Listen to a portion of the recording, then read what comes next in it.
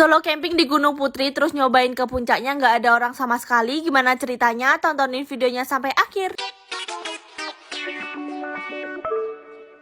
Dari blok A tempat aku camping, sekarang aku mau pergi ke toilet sekalian ke puncak. Lihat dong, aku pakai sepatu beginian, bukan sepatu trekking. Jalan buat ke puncaknya tuh udah jelas banget, katanya sih nggak jauh. Pas sudah nyampe di pertigaan ini, sebelah kiri toilet dan sebelah kanan itu musolanya. Beres dari toilet karena kebelet, sekarang mau lanjut jalan buat ke atas sana. Lewatin shelter beginian, terus di sebelah kanan tuh ada yang ngecamp. Jangan lupa bikin video ala-ala gitu. Ini aku lari ke sana, terus nanti bakalan maju dan ambil kameranya lagi. Tenang, aku bawa tripod kok di sini. Walaupun udah musim hujan, tapi alhamdulillahnya ini cerah banget sampai awannya tuh biru. Wah, banyak banget orang ngecamp padahal ini tuh hari Jumat. Estimasi 10 menitan jalan dari blok A nyampe juga di blok B. Ternyata di sini camp areanya lebih luas dan lebih rame. Itu toiletnya bisa dipakai nggak ya? Nggak begitu jauh jalan dari blok B tadi ketemu pertigaan. Nih aku bingung ya kalau ke puncaknya itu lewat mana. Oke deh, fix aku